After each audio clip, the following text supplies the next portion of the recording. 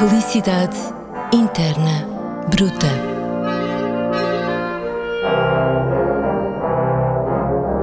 Em 1979, no filme Manhattan, talvez o primeiro em que o realizador homenageia uma cidade, Woody Allen, num célebre monólogo, faz uma lista das coisas que fazem a vida valer a pena.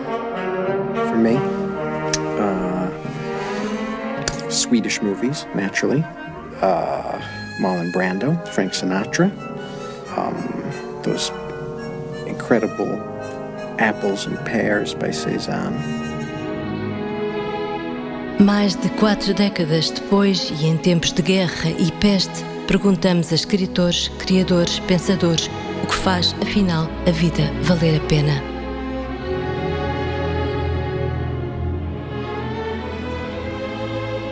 Eu queria agradecer muito ao Álvaro Labrinho Lúcio por ter vindo aqui ao nosso podcast Felicidade Interna Bruta. O romancista Álvaro Labrinho Lúcio, que acaba, aliás, de lançar o seu 4º livro de ficção. Ele diz que começou tarde, começou depois dos 70 e que é um jovem romancista com um grande futuro atrás. Portanto, vamos só dizer alguns aspectos que eu penso que não podemos evitar do seu longo futuro para trás. Portanto, foi um juiz, é neste momento juiz jubilado do Supremo Tribunal da Justiça, também foi ministro da Justiça e é uma voz tutelar em várias organizações cívicas e humanitárias. Mas, de facto, é enquanto romancista que aqui está e penso que gosta de estar. E eu pergunto-lhe, para começar, se esta entrada no mundo da ficção foi um apelo tardio ou foi de alguma forma uma sensação sua de incompatibilidade com o compromisso rígido e rigoroso com a verdade, que tem que ser cega, e este é um pacto absoluto com a comunidade, e essa incompatibilidade com a liberdade imensa do ficcionista de mentir livremente. Bem, eu vai-me permitir que eu comece por agradecer as suas palavras, para agradecer o convite para estar aqui, para dizer que tenho imenso gosto em participar neste podcast. E permita-me que diga que tenho imenso gosto em fazê-lo consigo também. Tenho o maior respeito, a maior admiração por si, portanto é com muito gosto também nessa dimensão que eu aqui estou a conversar consigo. E isto era importante dizer, porque a seguir isto vai começar mal, porque a resposta que eu tenho para a sua pergunta é provavelmente um flop, como se diz agora, porque eu tenho pensado muito na resposta para essa pergunta e chego verdadeiramente à conclusão que não sei porque é que exatamente comecei a escrever ficção aos 72 anos. Não sei exatamente. Eu posso construir uma resposta, e construí-la não significa que ela não seja honesta, mas não sei se não é mais a resposta que eu gostaria que fosse do que aquela que verdadeiramente acabou por ser. E qual é essa resposta? Eu tive sempre a ideia de que gostaria de experimentar a ficção, porque acho que a ficção é muito mais rica do que a realidade. E quando digo muito mais rica, não é porque ela seja descomprometida. A ficção, como sabe melhor que eu, exige um compromisso muito grande, porventura até é onde a verdade se nos impõe mais, certo, a partir do momento em que nós definimos o objeto do qual partirmos e ficamos ali comprometidos com a verdade que temos que estabelecer com ele. Que é uma verdade interna, uma verdade com os propósitos que nós próprios construímos. Exatamente, mas que a partir do momento em que o leitor percebe esses propósitos, nós não podemos mentir-lhe ao longo do trabalho também que propomos à leitura dele. Eu tinha muito esta noção. Há uma coisa que é certa, isso sim. Eu, enquanto estivesse a exercer funções públicas e sobretudo ligadas ao exercício da justiça, não escreveria ficção. Se calhar por uma má relação comigo próprio, admito que sim, mas sempre tive um pouco a ideia de que só se pode escrever ficção sendo totalmente livre. Não se pode escrever ficção com peias, com limitações interiores. E eu precisava de escrever o que muito bem me apetecesse, sem ter que estar preocupado com o reflexo que isso podia ter no exercício da própria profissão e, sobretudo, com a imagem que as pessoas podiam ter acerca da transposição da ficção para o exercício da profissão. A partir do momento em que deixei de ter esse problema, e aqui eu tenho que dizer que a partir do momento que eu deixei de exercer as funções de juiz eu passei a interessar-me, então, definitivamente, muito mais pela justiça do que pelo direito, e, portanto, a questão mais instrumental, mais técnica, claro. fui abandonando progressivamente, e quis começar por experimentar, e daí que o primeiro romance seja aquilo que eu considero um romance escrito muito na defensiva, parte muito de casos concretos, de pessoas concretas. Só dizer que o primeiro romance se chama O Chamador. Foi editado em 2014 e é um encenador que vai convocando várias personagens um pouco trágicas. Todas elas, mas todas, é curioso, porque ele tem uma pequena história que eu contarei rapidamente porque permite percebê-lo melhor a intenção dele. As pessoas diziam que eu devia escrever as memórias. Eu não tenho vocação para escrever as memórias. Desde logo não tenho de mim a ideia de alguém que seja autores de memórias interessantes para a comunidade em geral. Portanto, duvido muito, mas sim. Não era muito por aí que eu gostava de ir. Por outro lado, eu tinha acabado de escrever um livro grande sobre a justiça, que chamei O Julgamento, e julguei que o que havia para dizer, em termos daquilo que era memória minha, que pudesse interessar aos outros, estava ali e não havia que fazer mais. Mas à força de insistirem, eu fui-me lembrando das pessoas que eu conheci, que são exatamente as antimemórias, isto não para seguir o Malraux, evidentemente, mas antimemórias no outro sentido, que são aquelas pessoas que nunca aparecem nas memórias de ninguém. E fui andando à procura das pessoas que eu conheci, que são pessoas que nascem, vivem e morrem e ninguém dá por elas. E que seriam pessoas que, se alguma vez tivessem merecido a atenção dos outros, podiam ter sido pessoas completamente diferentes. Uhum. E então fui procurando cada uma delas para cada letra do alfabeto. Uhum. E é por isso que o livro tem os 23 capítulos das letras do alfabeto, tem o inicial de entrada, mas depois tem 23, e cada capítulo tem um nome, e cada um daqueles nomes é verdadeiro, e cada uma daquelas pessoas existiu realmente. O problema é que, como eu me assumo como encenador, eu passei a fazer da vida daquelas pessoas parte daquilo que eu conheci, mas a partir daí transformando cada uma delas naquilo que eu acho que elas poderiam ter sido se eventualmente tivessem tido alguma atenção voltada sobre elas. Esse pressuposto é muito interessante, mas há aí uma hibridez entre a realidade e a ficção. Exatamente. Ainda estamos num terreno não totalmente ficcional? Eu digo, não totalmente ficcional, mas que é tratado de maneira ficcional, porque quem confronta um encenador com isso mesmo é uma figura feminina que nunca se diz quem é, mas que facilmente se percebe que é a memória do próprio encenador, e que lhe vai dizer: não foi nada disso que estás a dizer, e ele discute com ela ao longo do livro todo, sendo certo que à medida que o livro vai evoluindo, a memória vai perdendo qualidades, e a certa altura começa já a ser o encenador a ter que dizer à memória que já não é nada daquilo que ela está a dizer, é mais aquilo que ele diz, e é um momento em que ele se assusta definitivamente, que é quando ele diz: tu te fores embora, então a minha imaginação pode se transformar em alucinação, e então perde completamente o sentido. Eu gostava de voltar à questão de porque é que o Álvaro escolheu o encenador como seu protagonista do primeiro romance, mas deixe-me só passar agora para o último romance que acabou de ser lançado, A Sombra de uma Azinheira. As Sombras de uma Azinheira. As Sombras de uma Azinheira. Sim, estava muito colada à música, peço desculpa. Não, mas eu peço desculpa por estar a corrigi-lo. Não, faz muito bem. Não, porque isso faz todo sentido. A Sombra de uma Azinheira é uma coisa, a Sombra da Azinheira é uma coisa, as Sombras de uma Azinheira é outra coisa completamente diferente. Muito bem, muito bem. Embora inspirado por isso, como é evidente. Inspirado pela música Grândola Vila Morena, do Zeca Afonso.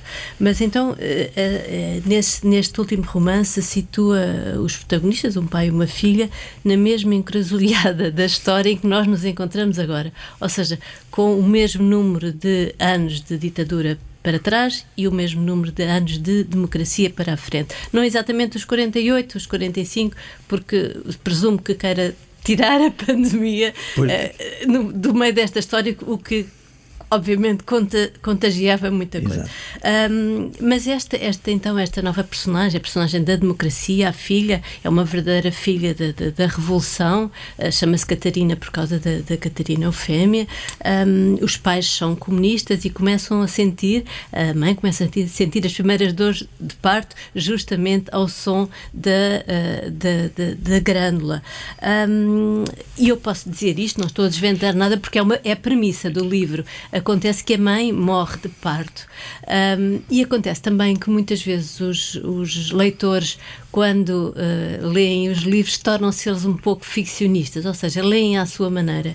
E eu não sei se o professor pensou nisto, mas isto de uma mãe morrer de parto e que é uma coisa tão trágica, mas não pode ser uma metáfora fortíssima para que a democracia nasça. Alguma coisa teve que morrer, o velho teve que morrer, o antigo teve que morrer, é uma coisa sacrificial, teve que haver um trauma, que foi o pai, o viúvo, que depois renegou a filha, renegou o futuro, renegou tudo, recolheu-se.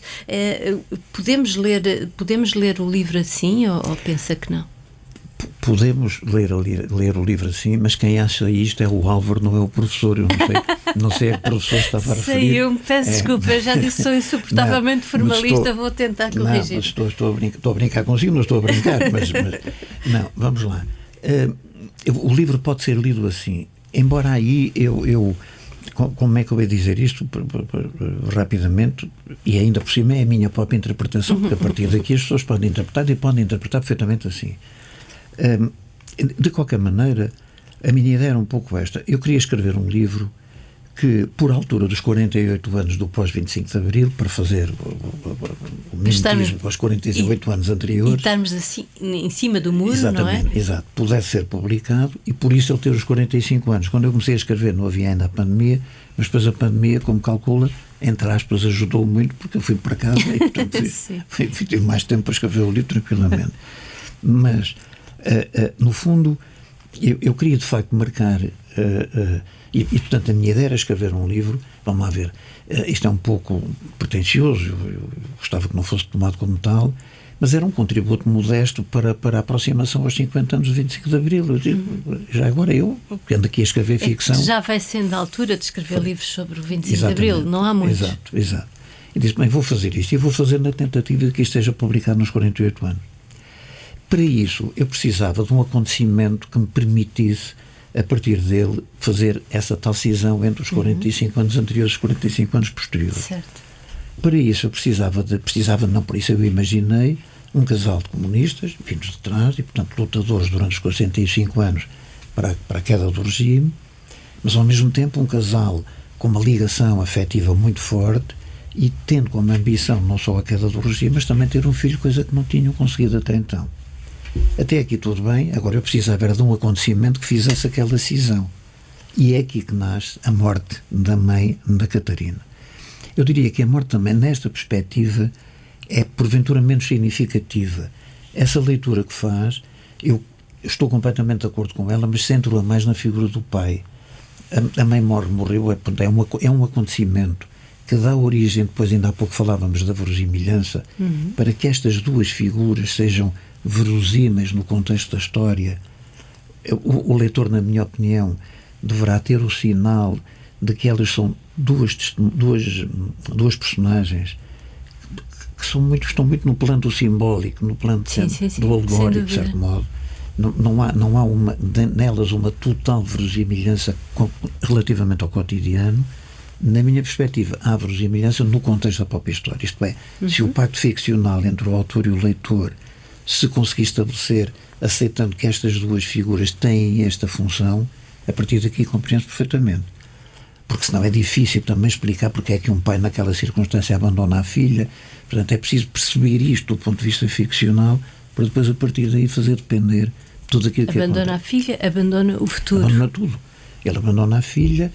Depois, evidentemente, que há leituras, como sabe muito melhor que eu, que nós desejaríamos imenso que fossem as que vêm a acontecer, mas nós próprios também não damos os instrumentos todos para que isso suceda. Eu, por exemplo, já ouvi pessoas dizerem, mas como é que o pai verdadeiramente desistiu de tudo?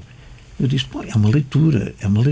Eu admito que haja outra, porque no fundo o pai era muito marcado por uma utopia que ele alimentou, e ele continua a ter essa utopia, só que essa utopia ele transportou para um domínio transcendental, que é onde está a mulher que morreu.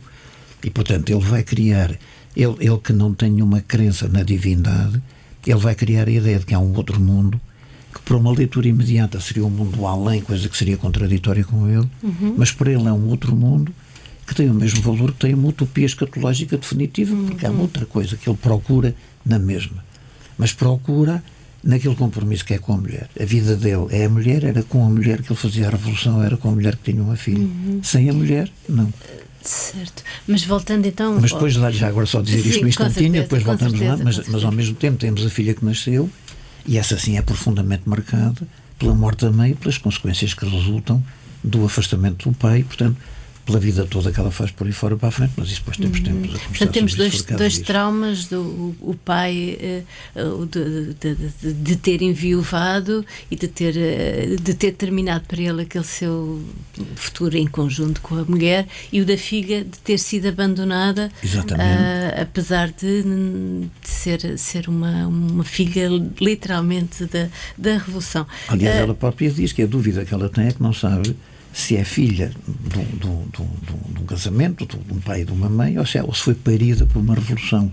Daí as inquietações que ela tem, as dúvidas que ela tem, e portanto eu diria, se quiser, numa simbologia total, que o pai representa um pouco um Portugal antes do 25 de Abril e a filha representa um Portugal depois do 25 de Abril. No fundo, quem somos nós? Pergunta ela quem sou eu. E o pai não. O pai ele não tem que perguntar quem é, sabe bem quem é, ele continua a saber como é que é o sonho dele, que se transporta muito para o encontro com a mulher e depois fará. E este 25 de Abril, o Álvaro já se disse um otimista, mas agora já se diz antes um otimista de longo prazo. O que é que isto quer dizer? Eu normalmente, para não estar aqui a fazer nenhuma elaboração do pensamento e de uma racionalidade profunda, eu diria que eu acredito muito no futuro do futuro. Não acredito tanto no futuro imediato. Quer dizer, eu julgo que nós estamos a caminhar para um futuro que não é aquele que verdadeiramente me faz ser otimista. Mas acredito muito no futuro do futuro, e acho que é a altura que começamos a prepará-lo para, em vez de andarmos a querer bater com a cabeça na parede para evitar que este futuro imediato se implante, ele vai se implantar mesmo, já percebemos. Então vamos começar a não desistir do futuro, e é isso que me leva a dizer que eu sou um otimista de longo prazo, já não tão otimista de curto prazo. Embora quando digo não tão otimista, não sou um pessimista, porque eu não tenho a cultura do pessimista, o que não é bom. Como é que é a cultura do pessimista? A cultura do pessimista é aquele que, no fundo, tem uma visão permanentemente crítica, com a antecipação à entrada de que a solução final é sempre negativa. Para mim, o otimista é o que tem uma visão crítica, porque o otimista que não tem uma visão crítica é um tonto. Isto também não é, obviamente, a maneira de definir o otimismo. Tem uma visão crítica, mas pressupõe sempre que há caminho e que há saída positiva. E é nessa medida que eu gosto de defender a distinção entre uma coisa e outra. Percebe. Uma vez disse, há uns anos, e as pessoas às vezes recordam-me isso, que a diferença entre o pessimista e o otimista pode não estar na chegada, mas pelo caminho o otimista divertiu-se muito mais. Acho que é um bom argumento. Mas ainda o 25 de Abril, o que é que o Álvaro diria?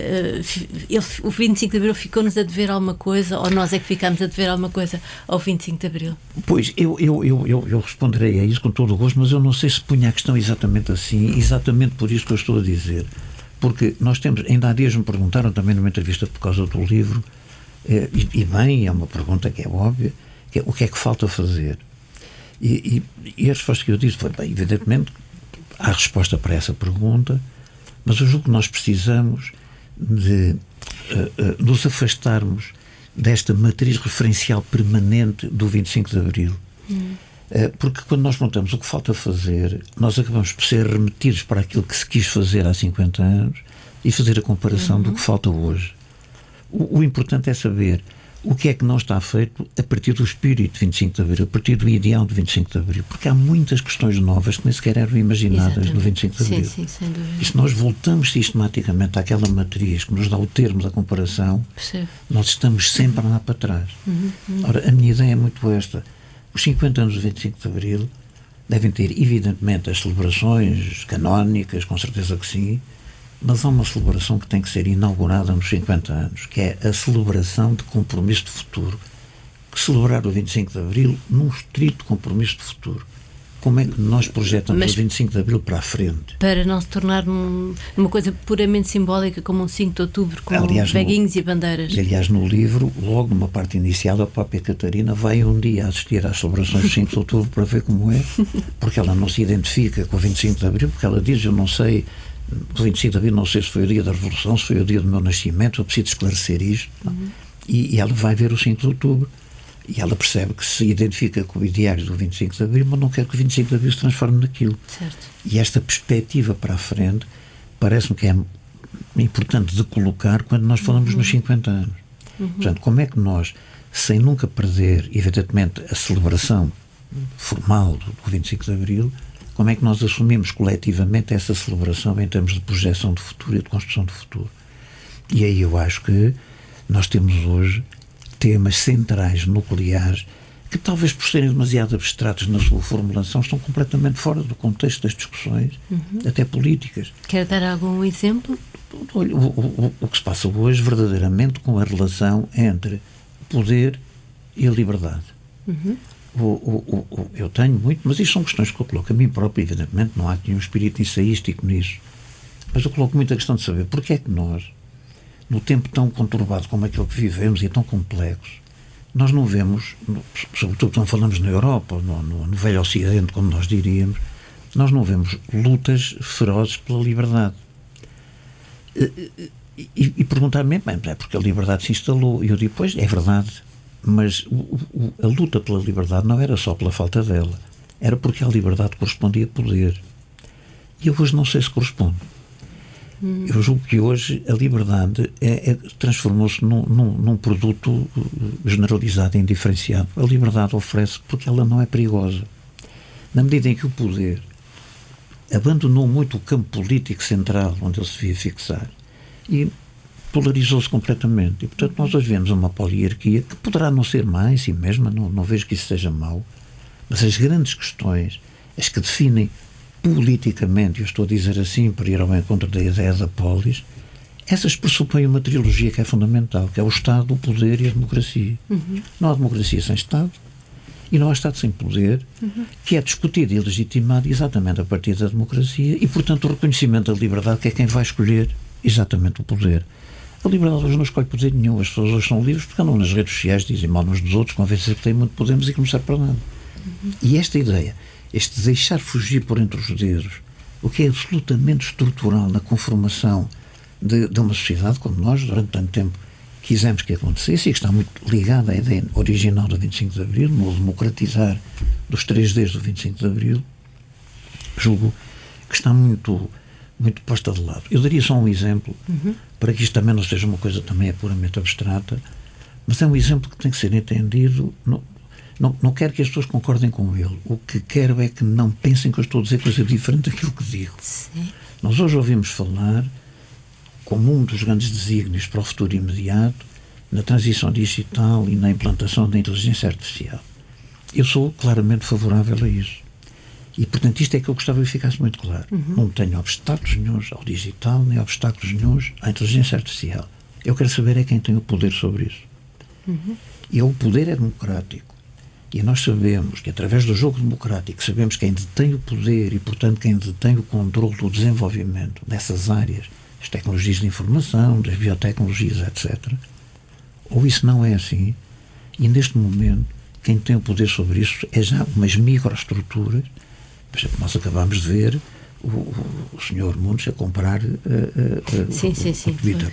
E, portanto, nós hoje estamos nas mãos muito mais do Zuckerberg e do Sr. Mundos do que estamos nas mãos de estruturas democráticas de afirmação. O que evoluiu tremendamente foi a comunicação e a forma como as pessoas partilham coisas em todo o mundo, que até esteve um pouco até além daquilo que os próprios inventores supunham que iria acontecer. Mas, Ana Margarida, deixe-me dizer que isso em si não é um mau. Isso em si não é mau necessariamente. O problema está em saber se nós detemos o poder sobre isso ou se nós estamos, como alguns autores têm escrito, e portanto eu não estou a inventar nada de novo, a fazer do conjunto dos cidadãos um monumental grupo de irrelevantes que vão vivendo uma vida boazinha, tendo a convicção de que são livres, mas que não têm nenhum poder modificador, nenhum poder de decisão sobre os destinos do mundo e da vida. E é aqui, na resposta a esta interrogação, que eu faço ancorar o meu otimismo relativo só. E é aqui que eu ponho a questão de saber até que ponto é que, em nome da celebração do 25 de Abril, isto não tem de ser discutido. Eu não estou a dizer que tem que se travar, mas se tem que ser discutido ou não. Eu costumo contar, muito a brincar, uma situação verídica que se passou comigo, em que numa conferência ZECA que fui fazer à Gulbenkian, apareceu uma daquelas jovens que apoiam os congressos, etc. Perguntou-me se era eu que ia fazer a conferência, eu disse que sim, e perguntou-me, traz PowerPoint? Eu disse, não, minha amiga, só Power. Pronto. E porque eu uso o PowerPoint quando é preciso. Mas eu é que decido se quero o PowerPoint ou não. E não vou atrás do PowerPoint porque agora toda a gente tem que usar o PowerPoint. E há outra coisa perversa, agora voltando um bocadinho às redes sociais. E o Álvaro não está nas redes sociais, que eu saiba, mas há outra coisa perversa que eu acho muito perigosa, que é uma espécie de solidariedade passiva. As pessoas aderem a causas, vão lá pôr um like, clicam, claro, e está o assunto resolvido. Exatamente. E não está. Exatamente, e não está.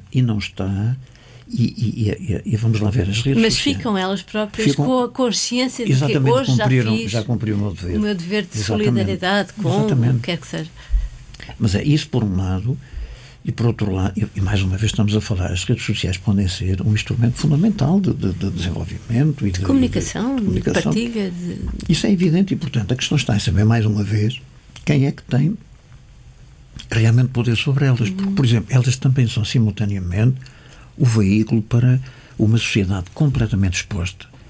Tão exposta que há autores hoje, já com coisas escritas, que lhe chamam de sociedade pornográfica, em que nós deixamos de ser sujeitos que vão às redes sociais manifestar pensamento e passamos a ser objetos que se expõem nas redes sociais. E elas, por outro lado, e sobretudo para a gente nova, acabam por funcionalmente como construtores de uma sociedade de espelho, porque eu vou às redes sociais, tenho uma opinião e fico à espera dos likes. E vou ter uma série de likes e fico muito feliz.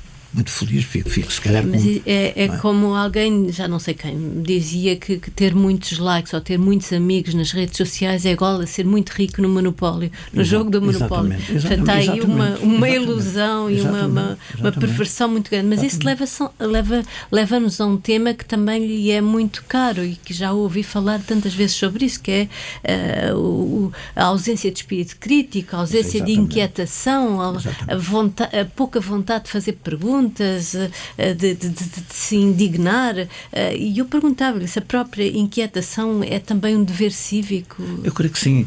Eu creio que ela não é só um dever cívico, eu diria até que é um dever de construção de felicidade, tendo em conta o tema que aqui nos reúne hoje, porque eu temo que muitas pessoas que vivem exclusivamente na segurança das respostas sejam um dia, quando já não têm tempo, confrontadas com o que perderam por não terem feito muitas perguntas. Porque há hoje uma aparência de felicidade que é muito imediatismo, está muito centrada no imediatismo das coisas, na eficácia das coisas, nas coisas ali à esquina, qualquer pessoa tem tudo à mão, a eficácia que é um valor importante no Estado de Direito e numa democracia, mas ocupou um lugar de pódio dos valores, o que é um erro, porque eu hoje já não estou muito seguro de que para toda a gente se continua a dizer que os fins não justificam os meios. Eu julgo que hoje para muita gente os fins justificam mesmo os meios, e porque os meios no fundo permitem chegar mais depressa aos fins, depois é preciso saber quais fins são esses. Ora bem, eu julgo que aqui nós precisamos de ter essa noção de que, por isso eu lhe falar das pessoas como um dos elementos fundamentais para a construção da felicidade interna bruta, que é nós erradicarmos rapidamente esta ideia de que a curto prazo nós vamos ter a resposta certa e segura e verdadeira para tudo. Nós já tivemos a experiência com o Descartes, que tentou isso, já percebemos que a certa altura a complexidade acabou por se afirmar, e agora há outra vez uma ideia de redução da complexidade e de anulação da responsabilidade e da complexidade. Indiferentismo. E o indiferentismo. Ora bem, nós precisamos de fazer perguntas. A resposta é fundamental, evidentemente nós temos problemas, precisamos de uma resposta, mas temos que perceber que a resposta foi feita para fechar. A pergunta é que é feita para abrir. Ora, se nós falamos de futuro, temos que valorizar a resposta como um valor do presente, mas a pergunta como um valor do futuro. Certo. E isso nós não podemos deixar de fazer. Embora muitas vezes, ao fazermos perguntas, nós abrimos caminhos que podem inclusivamente ser caminhos de insucesso, mas é isso que faz parte da condição humana. A condição humana a condição humana precisa de um conjunto de normas que criem uma ordem social que permita que vivamos uns com os outros. Mas essas normas, essa ordem social, não anula a dimensão de caos que constitui a própria condição humana. Eu aí, enfim, sem estar a querer regressar aí, eu diria que esse é o tema do meu romance anterior, o Beco da Liberdade. Não é? Em que um juiz, muda de papel, digamos assim. Muda completamente. E torna-se o réu. Exatamente. E há uma altura em que ele próprio diz que ele foi tão... Ele teve uma passagem tão profunda sobre o mundo da libertinagem. Aliás, há uma pequena passagem que é quase apenas para pessoas que têm um conhecimento específico disso. Há uma altura em que ele diz: eu cheguei a ser de tal maneira libertino que eu era mais libertino que o Luís. Ninguém diz mais nada, mas quem sabe que o Luís é o Luís Pacheco. Sim. Mas há um momento que é aquele que me parece mais importante, que é o momento em que ele diz, virado para o jornalista, para o seu parceiro, para o Floriano Antunes, e é que ele diz: sabe, Floriano, eu nessa altura, quanto pior pessoa era, melhor juiz me julgava. E isto, evidentemente que, bem, para já quando perguntaram se o livro era autobiográfico, eu disse: não pensar nisso, senão não tinha tido um processo disciplinar só para dizer isso. Mas é claro que ele é puramente simbólico também, e a ideia é esta, quer dizer, eu quanto mais fui ao fundo do caos, que é onde as coisas são verdadeiramente, mais aprendi para saber como julgo depois as pessoas. E para mim aquele juiz não era juiz nenhum, aquele juiz é cada um de nós como julgador da vida, como julgador do outro, e é preciso compreender isso. E é muito engraçado. Eu falo aí, por exemplo, num conjunto das circunstâncias ou de temas ou que nos podem estimular para no desenvolvimento de uma ideia de felicidade interna bruta. E eu falo no Dostoiévski. O Dostoiévski, a certa altura, não me recordo. Vamos passar então para a lista. Já lá vamos, mas independentemente do regresso ao Dostoiévski, há uma altura em que ele diz que se nós chegarmos um dia em que o mundo se torna determinista, e no fundo não é outra coisa senão em que tudo está resolvido e decidido e é assim, e as respostas estão dadas, tudo, então nós temos uma esperança, que é que a loucura ainda triunfe. Ora bem, isto é quase, do ponto de vista, substituindo a loucura pelo crime, é quase a posição do Sade, que é preciso libertar a sociedade do crime. Ora bem, eu não queria que nós chegássemos a um ponto em que, para sobrevivermos como humanos, temos que revalorizar a importância do mal, no sentido quase manicaísta do termo. E, portanto, temos que viver com a dimensão positiva, negativa, melhor, pior, o bem e o mal. E dialética, é isso tudo que nos dá condição. Mas há outro tema que eu acho que também está muito colado a si, e esse talvez tenha a ver com um dos falhanços do 25 de Abril, que é o tema do ensino, porque de facto a instituição escola parece que não evoluiu, pelo menos à mesma velocidade que outras. É certo que não há reguadas e não há meninas e meninos separados na sala de aula, mas de facto já tivemos tantos pedagogos importantes, desde o Paulo Freire, os movimentos da escola moderna, o próprio Agostinho da Silva Nosso, o pedopsiquiatra João dos Santos, tanta teoria interessante sobre como é que os meninos devem aprender e como não devem ser depósitos de informação e como a dialética deve ser transportada também para a escola e deve ser uma aprendizagem construída e mútua, e no fundo acabamos com uma escola tão parecida com aquela que havia antes do 25 de Abril. Eu vou-lhe dar a minha opinião de uma forma muito caricaturada, quase se quiser, porque isso levava-nos muito longe. Sim, mas eu acho que esse tema... Mas é uma das minhas tristezas também. Esse é um dos temas fundamentais, mesmo, se quisermos, também reconduzi-lo à celebração dos 50 anos do 25 de Abril, eu acho que é um tema que não pode falhar. Embora haja um aspecto que eu gosto sempre de afirmar quando depois desenvolvo uma atitude crítica relativamente àquilo que se passa na relação entre a educação e a escola. Até porque há muitos problemas que são mais da escola do que da educação, curiosamente. Mas nós transportamos para a educação porque nós vivemos muito bem com os problemas se soubermos abstracioná-los. E, portanto, a escola é uma coisa concreta que nos cria imensos problemas. Então falamos de educação, que é uma coisa abstrata, e aí já não temos tantas dificuldades. Eu acho que nós temos que voltar ao concreto para perceber ali o que se passa. Mas eu gosto de dizer isto. A escola pública, apesar disso tudo, é uma das instituições públicas que mais sucesso teve entre nós após o 25 de Abril. Se virmos o que se fez em matéria de combate ao analfabetismo, certo. Se virmos o que se fez em matéria de inclusão social e se virmos o que se fez em matéria de literacia. E, portanto, eu diria que aí... Passamos de uma percentagem altíssima de analfabetismo completamente. E para níveis muito altos até já de graus de licenciatura, mestrado. Exatamente. Aí, evidentemente que é sempre preferível fazer mais, mas o que se fez, eu diria que é quase inimaginável quando nós partimos do ponto em que partimos. E, portanto, aí eu acho que chapeau à escola pública foi particularmente importante. O grande problema é o outro, e foi esse que a Ana Margarida colocou e muito bem. É que nós conseguimos isso sem alterarmos, eu quase que diria, a nossa perspectiva cultural sobre a escola. Eu até gosto mais de a colocar assim, porque entretanto foram sempre adotadas medidas diferentes e mudou muita coisa e o sistema foi sendo alterado, mas a cultura é a mesma. E a cultura é a cultura da escola burguesa. É uma escola que vem do fim do século XVII, século XVIII, quando a burguesia conseguia meter na escola os seus filhos que passaram a estar dentro da escola, juntamente com os filhos das elites que as frequentavam então, e criou-se uma sintonia interna absoluta entre o Estado que definia os programas, a escola que os executava, as famílias que garantiam a execução e os filhos que obedeciam.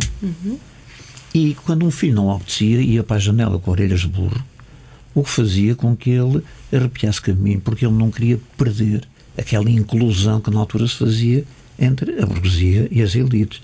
Só que a esmagadora maioria estava cá fora. E, portanto, era uma escola que não garantia minimamente a inclusão. Sim, era uma escola de elite. Ora, quando a escola pública se abre completamente à democratização, entrou a sociedade inteira pela escola dentro. E nós dissemos uma coisa que é do ponto de vista conceptual, complicado de aceitar. É que isto garantiu a igualdade de oportunidades. Ora, isto é uma falácia. Não há igualdade de oportunidades por se chegar à educação. A educação é que garante a igualdade de oportunidades.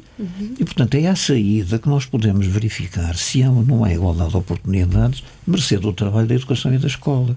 E não o facto de abrir as portas e entra tudo lá para dentro, sendo certo que a maior parte está lá dentro, mas não pertence ali. Portanto, inclusão não quer dizer abrir as portas a toda a gente. De maneira nenhuma. E para isso nós temos completamente que mudar o modelo. Nós temos este modelo feito do abstrato para o concreto, de cima para baixo, um modelo racional, teoricamente muito bem definido, com garantias de metodologias impecáveis.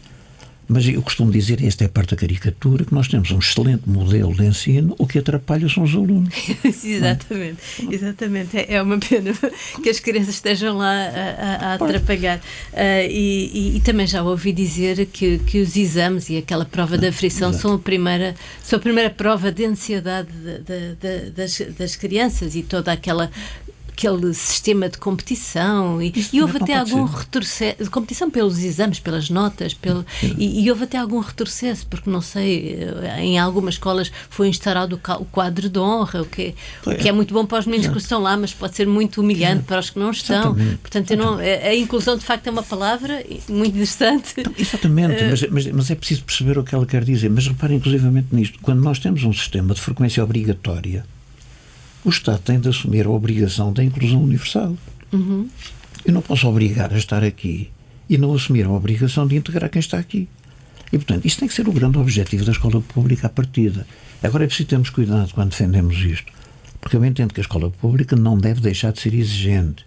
Agora, o problema é saber o que significa exigência por um lado e como é que se avalia essa exigência por outro. E eu acho que a escola continua a viver assente sobre um mito, que é o da igualdade. E a igualdade na escola pública é um mito, porque o que existe na escola pública é desigualdade. E o que é desigual tem que ser tratado desigualmente. Certo. E, portanto, eu tenho Isso é um dos princípios do direito. Exatamente. E, portanto, porque isto, veja como isto é completamente absurdo. Como é que nós temos um modelo em que nós somos capazes de aceitar que é possível que no mesmo dia, à mesma hora, em cada freguesia do país, todas as crianças sabem responder da mesma maneira as mesmas perguntas. Basta pôr a questão assim para se perceber que isto não serve. Não é? A não ser que nós entendamos que os testes e os exames, tal como estão concebidos, existem exatamente para legitimar a exclusão. Mas isso é batota. Isso não se pode fazer. Então nós precisamos o quê? Não é de fazer, como a certa altura foi dito, até pelo governo, na minha opinião, com alguma infelicidade na expressão, quando foi dito que precisamos de acabar com as provas? Não, precisamos acabar com as retenções. Sim, precisamos é verdade, acabar com as sim, retenções. tem toda a razão. E isto criou logo uma reação a dizer, mas agora passa tudo mesmo que não saiba. E eu tive a ocasião na altura de dizer umas palavras, já não sei onde, eu disse, isto é uma questão semântica, porque o que o governo devia ter dito era precisamos de acabar com o insucesso. Exatamente. Porque se disser isto, ninguém pode estar contra. Sim. Não é? E agora como Sem é que dúvida. se acaba com o insucesso? E não pelas retenções. Até porque no limite pode acontecer que uma retenção seja um instrumento para o sucesso. No limite, eu não tenho uma relação adversarial com a retenção, desde que ela seja absolutamente excepcional e induzida a um processo de progressão. E na retenção, como não és capaz de às vezes por décimas, de valores de décimas, etc. Sim, Isso é uma coisa absolutamente.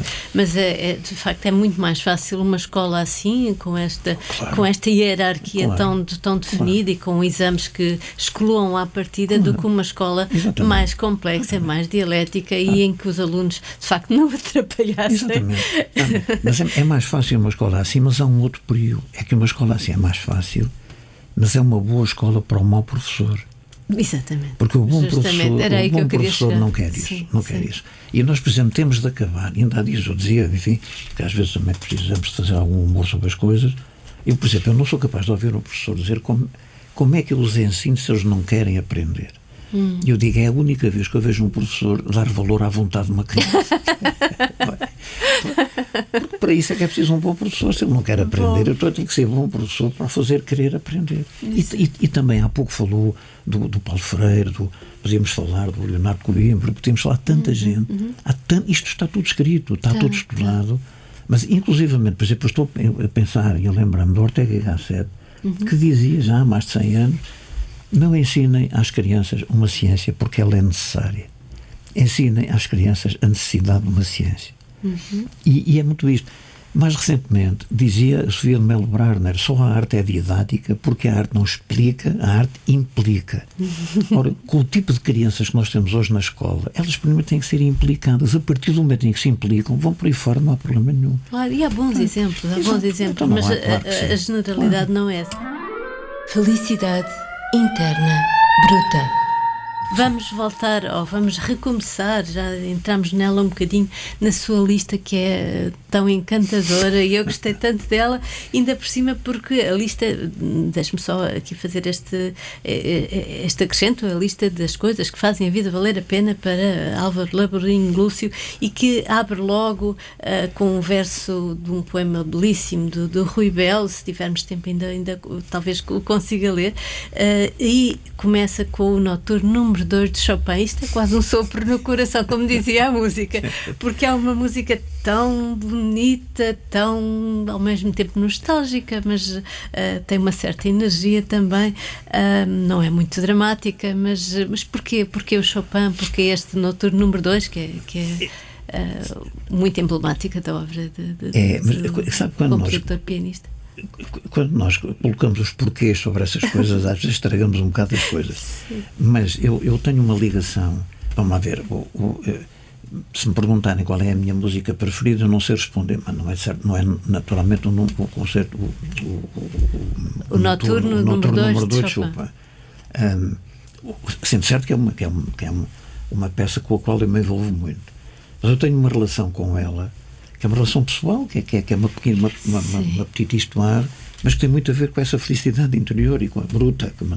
Quando eu era muito, muito novito, para uns 13 anos, 14, admito eu, não quero estar a falhar, mas por aí, assisti a um filme, sozinho, na Nazaré, que era um filme... Nazaré, deixa-me só acrescentar, de onde é natural. Um filme que se chamava Melodia Fascinante e que, no fundo, era a história do Eddie Hutchin. E eu fui vendo o filme e fui me entusiasmando e inspirando com o que acontecia, mas verifiquei que o Eddie Hutchin, a certa altura, eu não sabia, nem tinha que saber, tinha a doença de Dupuytren e, portanto, ele ia ter um problema na articulação dos dedos e havia um momento em que ele deixaria de poder tocar. E o filme vai-se encaminhando para aí progressivamente, até que há um momento em que ele está sentado no banco a tocar o concerto número 2, o Noturno número 2 de Chopin, ele está a tocá-lo. E há um momento em que a mãe lhe prende e o filho pequenino, com 8 anos, senta-se ao lado dele, pega no sítio onde o pai prendeu e acaba ele de tocar o número 2. E eu chorava de uma Madalena. Eu não sou muito para choradeiras, mas chorava de uma Madalena. E fiquei com aquilo e passava, sempre tinha oportunidade, ia à procura de saber onde é que havia o Noturno número 2 de Chopin. E ele ficou muito ligado a mim, ficou muito marcado em mim. Certo. E é uma música muito emocional. Exato, e que de facto se agarra a nós. Há outra música, também Carlos Paredes, não sei se tem a ver, obviamente tem a ver com o facto de ele ser genial, mas também com o facto de ser guitarra de Coimbra, onde o Álvaro estudou. Sim, bem. Não me diga que a música é Os Anos Verdes, que aí também caímos numa choradeira dos verdes anos. Por acaso mas enfim, mas não vale a pena. Não, mas eu disse sim 3 vezes, que era para dar reticências. A ideia foi um pouco essa. Muito bem. Porquê? Porque isso depois, eu diria que isso faz parte da iluminura com que eu depois acabo por decorar a página onde vou dizer qual é a razão do Carlos Paredes. Depois aparece Coimbra, depois aparece esse trajeto inicial. Mas, enquanto eu acho que o Chopin, por exemplo, me dá enfim, dá todo o romantismo que vem da própria natureza da peça e da época, etc. Certo. Mas me leva, se for caso disso, para uma interioridade, para uma felicidade interior íntima e, portanto, por alguma individualidade na consideração dessa felicidade interior, o Carlos Paredes chama muito mais para o exterior. O Carlos Paredes é muito mais... Ele pega na guitarra, e é isso que eu acho que é extraordinário nele. O Carlos Paredes fez do instrumento de guitarra um instrumento nobilíssimo na música em geral, coisa que normalmente ele não era. Depois houve outros guitarristas, nomeadamente alguns em Lisboa, certo, mas que foram apurando sempre o sentido daquilo que vinham fazendo. O Carlos Paredes é profundissimamente inovador, como já o pai tinha sido, e aí é que aparece Coimbra. Porque a guitarra de Coimbra, no fundo, era quase a sanfona que acompanhava o fado, ou a canção de Coimbra. Diziam que o Carlos Paredes, quando tocava, parecia que tinha 1000 dedos. Não. Ele tinha coisas extraordinárias. Ele foi, aliás, numa fase inicial, houve uma reação contra em Coimbra, porque ele... não sei se não seria já muito marcada também politicamente, não faço ideia, mas de qualquer maneira ele acompanhou muito, porque foi na altura também em que o José Afonso passava do tradicional fado de Coimbra para a balada de Coimbra. Houve grupos de guitarras de Coimbra que foram passando, mas foi muito engraçado porque um grupo que era extraordinariamente conservador, que tocava muito bem, mas é extraordinariamente conservador, fez uma serenata de Coimbra com os Verdes Anos, por exemplo, também, o que se achava já que aquilo como é. Agora, o meu problema não estava nisso, o meu problema estava na profunda relação física que o Carlos Paredes tinha com a guitarra. Era extraordinário ver aquilo. A própria maneira como ele se curvava, havia ali um enlace com a guitarra. Sim, às vezes havia até alguma violência na maneira de usar aquilo, porque era um instrumento do qual ele precisava de tirar muitíssimo, porque era um instrumento, apesar de tudo, menor, não é um instrumento clássico, a guitarra não aparece em obras clássicas nunca, é muito pouco conhecida fora do país, e ele deu à guitarra realmente uma dimensão e uma expressão absolutamente fantásticas. E esta ligação física, que está muito na minha imagem, eu vi uma vez, por exemplo, numa das peças dele, em que ele mudou de curso a própria peça, afinou a guitarra num movimento, não deu um toque na guitarra e aquilo vazou. E que foi, as pessoas interromperam, porque toda a gente percebeu o que tinha acontecido. Sim, certo. E essa ligação é tão engraçada. Como se fosse um prolongamento dos braços, dos dedos. Exatamente. Agora, o que eu acho é que, enquanto o Chopin nos leva para dentro, o Carlos Paredes leva-nos para fora. Aquilo... E, portanto, há uma dimensão social na guitarra. Está a falar do lado introspectivo do Chopin, no seu caso, e se calhar no caso de muitos dos que nos estão a ouvir, e o mais, enfim, como é que eu direi, o mais comunitário na recepção. Sim, comunitário, não é comunitário na intervenção. Percebo. Na recepção. Na recepção, sim, acho que sim. E é muito engraçado. E é uma música que pode ser ouvida em coletivo. Exatamente, exato. Não, e estimula a ação, até porque ele próprio se envolvia nisso. E é muito engraçado. É uma mera coincidência, mas muito curioso, porque há muito poucos dias eu estive numa tertúlia, num jantar de tertúlia, para o qual fui convidado também a viúva do Carlos Paredes, Luísa Amado, e que tocou um pouco de guitarra. Era acompanhante dele. Era a companhia dele, que acompanhava a viola sempre. e quem tocou um pouco de guitarra, obras do Carlos Paredes, entre elas Os Verdes Anos, e é delicioso ouvi-la, absolutamente delicioso ouvi-la. E agora tenho que dizer isto com cuidado para se perceber bem o que eu quero dizer. É delicioso ouvi-la, mas não é Carlos Paredes. Eu, quando digo não é Carlos Paredes, não estou a dizer que ela é pior, não estou a dizer que Carlos Paredes é melhor. Sim, mas o Carlos Paredes é singular e é único, não, agora, não é repetível. Não, e é deslumbrante ouvi-la. Eu fiquei encantado e estou à vontade de dizer isto, porque ela certeza. É de facto uma execução deslumbrante. Ainda por cima ela é muito serena e tudo aquilo acontece quase como se ela não se mexesse, e a viola emite sons e a gente quase que não vê. É encantador.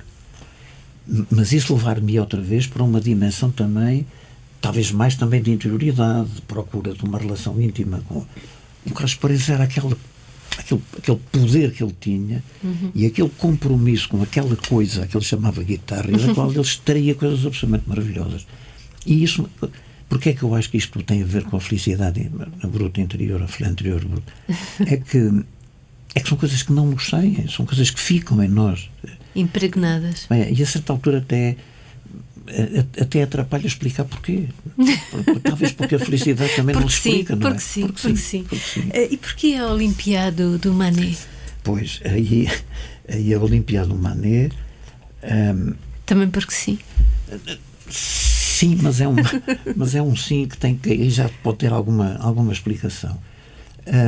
Eu sempre gostei muito, e aqui está outro aspecto também, em que também não é a época que mais me deslumbra na pintura ou nas artes plásticas, mas eu sempre gostei muito dos impressionistas, sempre gostei muito dos impressionistas, embora eu até possa ter gostado de uma coisa que não existe, porque, como sabe, há uma corrente que entende que o impressionismo não existe como escola, que houve uma série de pintores daquela época que pintaram de uma determinada maneira, mas que isso não constitui uma escola.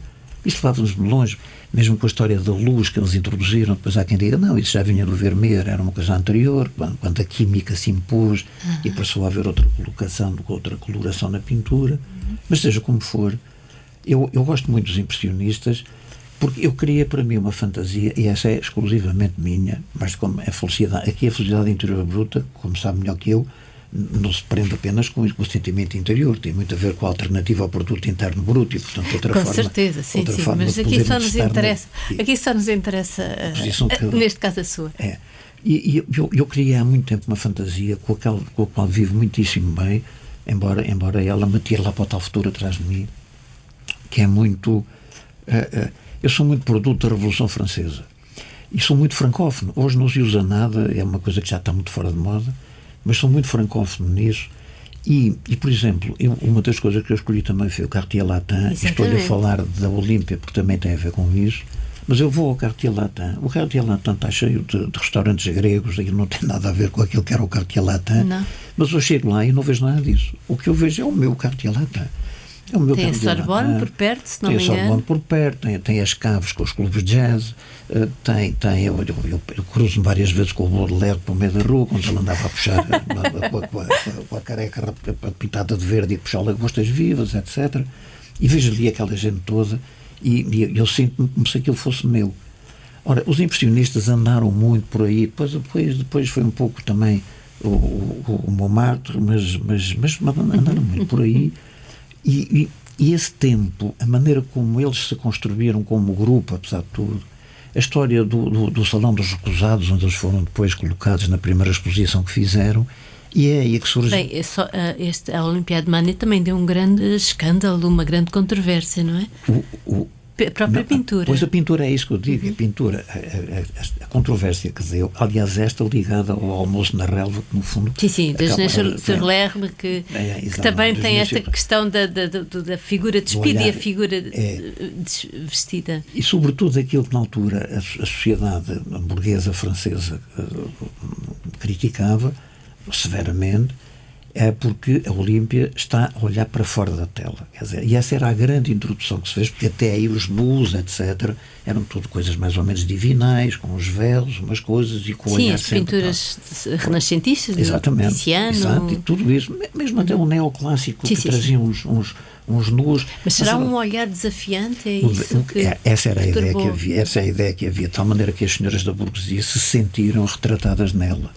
Porque ela não só está a olhar para fora e, portanto, quem olhar para ela está a olhar para quem olha, mas depois ela está completamente despida, tem uma gargantilha, tem uma chinelinha na ponta, o que a torna ainda mais despida. Esse pormenor é incrível, da chinelinha meia descalça.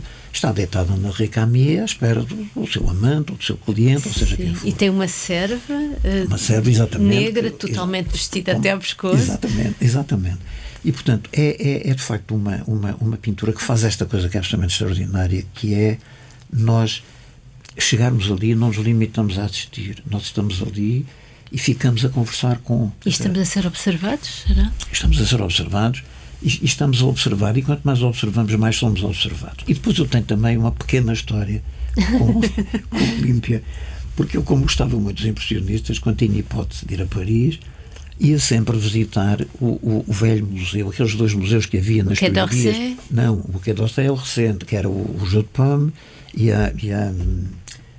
o outro, que eu já me recordo daqui a pouco. Certo. E um que tinha toda a pintura do Monet, sobretudo os nenúfares, e o outro que tinha os impressionistas todos. E os quadros estavam muito mal expostos, todos envolvitados em cima uns dos outros, aquele era muito pequenino. Isso terá sido em que altura? Foi antes do Museu d'Orsay, agora, porque quando foi a inauguração do Museu d'Orsay, passou tudo para lá. E aconteceu uma coisa que é daquelas coisas que são excepcionais, que nos acontecem, que são ótimas, por mero acaso. Há uma altura que eu vou lá para ver o museu, eu já não me recordo qual deles era, se era o Jeu de Paume, se era o outro, era o museu à esquerda quando sai das Tulharias. Muito bem. E chego lá, estava aquilo fechado, e estava uma senhora, já com alguma idade, sentada no degrauzinho. E eu perguntei-lhe o que é que se passa, e ela disse, já não há. Disse-me a senhora, já não há, desapareceu daqui. E eu sentei-me e fiquei ali a conversar com a senhora. Ali, 2 sujeitos a lamentarem que tinham-nos levado os impressionistas. E então lá disseram que estava no Museu d'Orsay. E no Museu d'Orsay eles estão, de facto, uma sala enorme, imensa, em cima, mas a Olímpia tem uma sala própria, só para ela, cá em baixo. Uma Mona Lisa tem agora. Exatamente. E, portanto, é uma parede enorme e ela lá está.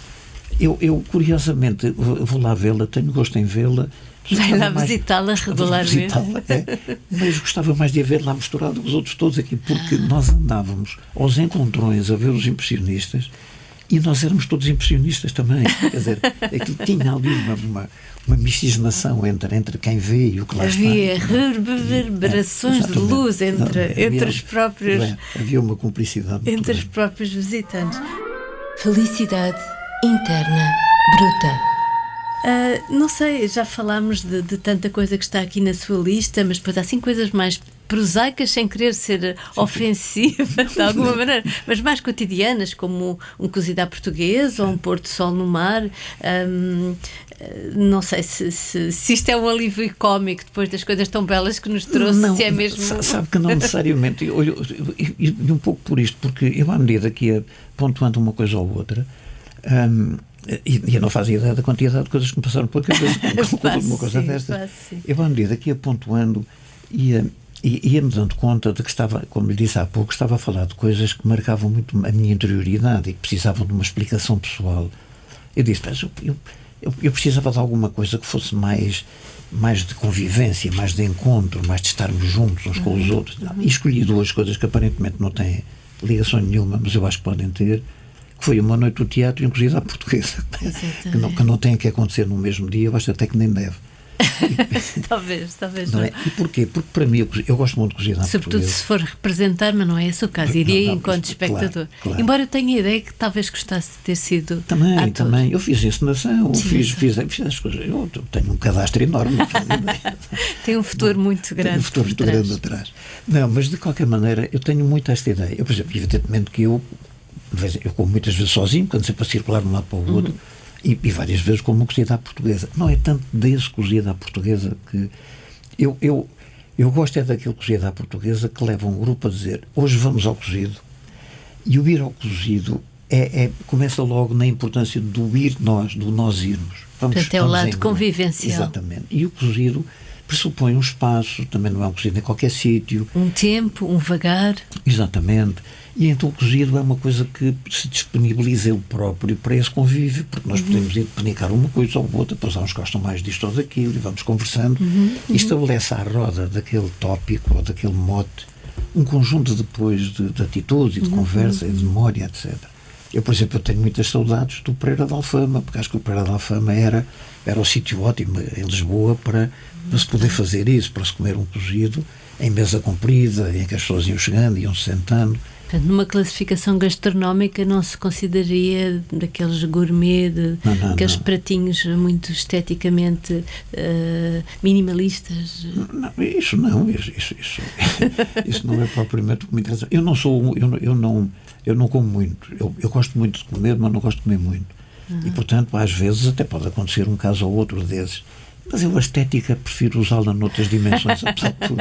Não é, no Museu d'Orsay. Mas o teatro, porquê o teatro? Porque para mim o ir ao teatro, com todo o respeito que eu tenho pelo teatro, e acho que isso é sabido, anda muito próximo desta ideia do ir ao cozido. Quer dizer, o ir ao teatro é uma coisa que pressupõe uma decisão. Sim. Que aí pode ser individual, mas que se transforma em coletiva mal se chega. E aí ao estarmos lá todos. E aí é um grupo que não se contacta, muitas vezes nem sequer fala, pode ser individualmente e não se fala com ninguém, mas aquele corpo, eu diria aquele ator que se chama público, tem uma representação fantástica. E, por exemplo, o ir ao teatro é uma coisa que normalmente começa pelo menos de manhã no dia. Hoje vou ao teatro, logo à noite vou ao teatro e todo o dia é marcado porque se vai ao teatro. E depois é a ilusão absoluta, é a entrega absoluta a uma coisa que se vai assistir, seja como for, se for agora o mais performativo é uma coisa, se for mais clássica é outra. E é por isso, por exemplo, que eu não gosto nada, não gosto mesmo nada. Eu ia dizer detesto, e posso detestar, embora não o exprima. Não, detesta à vontade, aqui pode detestar também. Não o manifesto exteriormente, mas não gosto nada quando saio de um espetáculo de teatro, se me perguntaram se eu gostei ou não. Porque eu não gosto de falar quando saio de um espetáculo de teatro, não gosto de falar. E encontrei uma forma para responder a isso. Gostei muito. Porque eu gosto sempre muito. É teatro, eu gosto muito. E depois lá vou ver se foi bom, se não foi, que é uma coisa diferente do gostar, apesar de tudo. Mas isso para mim porque no fundo é a expressão artística, ainda hoje, mesmo na performativa, porque a performativa no fundo coloca-nos também dentro, sermos nós próprios também autores da própria performance. Mas é o facto daquilo estar a acontecer naquele momento, naquela circunstância, estarmos a acompanhar naquele trapézio sem rede que é o teatro, que é uma coisa extraordinária, e muitas vezes há voos que não acabam. Isso é das coisas mais encantadoras. E depois, eu que tenho esta noção, enfim, que não é minha, evidentemente, vem nos livros, de que o teatro foi realmente o espaço onde nós inventámos a filosofia e a democracia. Aliás, o Alva fala muito disso, a propósito da justiça, não só nos aspectos mais formais da questão da audiência ser parecida com a do tribunal, do público estar presente, também da articulação, da gesticulação, da projeção de voz, mas também dessa questão da matriz mesmo, da matriz grega. Exatamente. Eu diria um palavrão aqui da matriz ontológica da justiça e da democracia e da filosofia, sobretudo com 2 ou 3 peças que marcaram claramente. De Eurípides? Sim, a Oresteia, por exemplo, mas Antígona também. E depois, porque há questões da justiça muito divina e também dos homens nessas peças. Exatamente, matrizes. mas foi exatamente na Oresteia em que se faz a passagem da justiça divina para a justiça da cidade, para a justiça exercida pelos homens, como então se dizia. Na Aristeia há o Orestes, há um matricídio, não é? Exatamente. O Orestes mata a mãe, que é para vingar o pai. Clitemnestra, que é o Agamemnon. Exatamente, para vingar o Agamemnon. E que era o pai. E o que acontecia era que, de acordo com o direito divino, nunca era possível matar a mãe, fosse em que circunstâncias fosse. E ali o que se discute é isso, sim ou não. Ele poderia ter razões para matar a mãe. Sim ou não é legítimo. E aí cria-se, isto é só um pormenor que não tem, enfim, porventura grande impacto nas pessoas, mas que é muito significativo, é nessa altura que se cria verdadeiramente o contraditório para julgar alguém, contraditório que ainda é hoje um princípio fundamental no direito moderno. E tão fundamental que até durante os 48 anos da ditadura em Portugal nunca se pôs em causa o contraditório nos tribunais. Porque ele faz parte matricial da justiça. A justiça sem contraditório não existe. Sim, pode ter havido um contraditório um pouco sim, quando falamos do plenário, os tribunais plenários, lembrei-me logo, sim, mas muito bem. E depois, prosseguindo aqui a sua lista, para também não nos alongarmos muito, embora seja um prazer sempre ouvi-lo, porque raciocina tão bem, articula tão bem, que é um gosto e é de facto admirável. O raciocínio depende muito eco, e quando se está com uma pessoa com uma Margarida, é muito mais fácil raciocinar. Não é. Mas o Álvaro, um dos tópicos também é pensar, escrever, ler, e que é algo que temos falado ao longo desta conversa. Não sei se quer acrescentar alguma coisa sobre este tópico.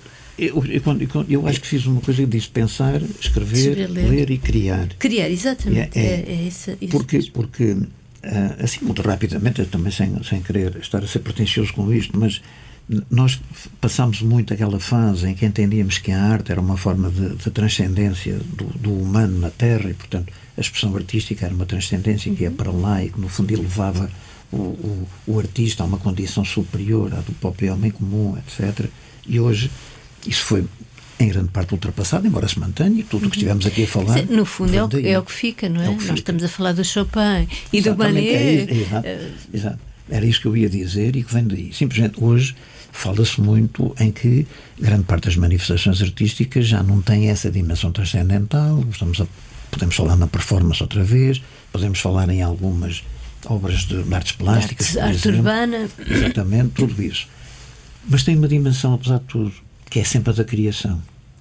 E a dimensão da criação não vai fazer, evidentemente, o ser humano uma entidade divina, ao próximo do divino, mas vai permitir que essa criação tenha uma expressão que vai para lá da criação formal, do trabalho manual, que é muito importante, do qual tem que haver o artesanato, etc., mas que dá ainda a possibilidade de afirmação da expressão artística. E eu acho que isso é muito importante, porque eu acho que a arte é muito o contraponto do pensamento. É através da arte que eu aprendo a não dizer que os gostos não se discutem. E, porque os gostos discutem-se. Qualquer pessoa tem o direito de escolher o que quiser, não é? Agora não tem o direito de dizer que não se discute. Aliás, são as discussões mais interessantes sobre gostos. Exatamente. E, portanto, os gostos discutem-se. Então, se discutem, precisam de quê? De pensamento. E de pensamento crítico para os poder discutir. E se for possível voltamos outra vez ao início da nossa conversa. E se for possível ler e escrever melhor, para dar importância à palavra, que eu acho que é uma coisa que é fundamental, que seja reposta como profundamente importante em termos democráticos, nomeadamente. Ou seja, se conseguir exprimir-se bem, conseguir e eu penso que foi um bocadinho isso, e já estou a fugir outra vez da nossa lista, que tentou fazer no SEJ, ou seja, tentar trazer cultura geral para a formação de um juiz, porque um juiz culto julgará melhor, será isso? Um juiz culto é juiz, um juiz que não é culto não pode ser, é incompetente. As coisas aqui não podem ter porque a cultura é o quê? A cultura é um arsenal enorme de instrumentos para compreender a vida. O juiz o que é que faz? Tem de compreender a vida para a julgar. É impossível aceitar que alguém julgue outrem sem ter capacidade para compreender a dimensão total daquilo que o outro faz. E, portanto, essa visão tem que ser garantida na formação de um juiz. Evidentemente que a cultura não se enfia com um funil, não vai por aí fora, como é evidente, mas pelo menos estimular a que aconteça, ir procurar. Mas o Álvaro, se eu bem me lembro, levou-os ao teatro, levou-os à ópera, levou-os a outras várias manifestações artísticas. Exato. Isso agora ainda será assim? Ou já eu não tenho acompanhado tanto, mas julgo que ficou um espírito e que algumas coisas se farão, não se farão da mesma forma, mas far-se-ão. E depois outro aspecto, que era isso que eu estava a referir também, e que também é muito importante para aí, que é justamente a palavra, porque, e sobretudo aos jovens é importante dizer isso, a palavra é fundamental para criar pensamento e é fundamental para nos defendermos da palavra do outro, e hoje é muito importante isso, porque tal contraditório e para perceber por onde é que nos levam através da palavra. Tudo isso, como sabem, muito melhor que eu, tem que ser colocado no nosso dia-a-dia. E a formação é isso, verdadeiramente. Educação é isso, não é? E porque a grande questão hoje na educação, já agora, é que nós passamos a vida a perguntar: educar para quê? Eu acho que isto é um erro, por isso não se pergunta. Ninguém pergunta ter saúde para quê. Não é? Portanto, ninguém pergunta educar para quê. Nós temos é que perguntar educar para o quê, que é outra coisa diferente. E, portanto, eu só posso educar se tiver definido um conjunto de compreensões acerca da realidade exterior, que, no fundo, reclama depois a chegada dos que vêm da educação. Eu preciso saber, eu quero educar para aquilo ou não quero educar para aquilo, e, portanto, a educação vai ser uma coisa para pôr em causa aquilo, porque eu quero educar, mas é por outro tipo de coisas. Isto tem que se fazer num processo dinâmico que faça da educação um espaço de crescimento de nós todos e dos próprios professores, não é? Que são os protagonistas do ensino também.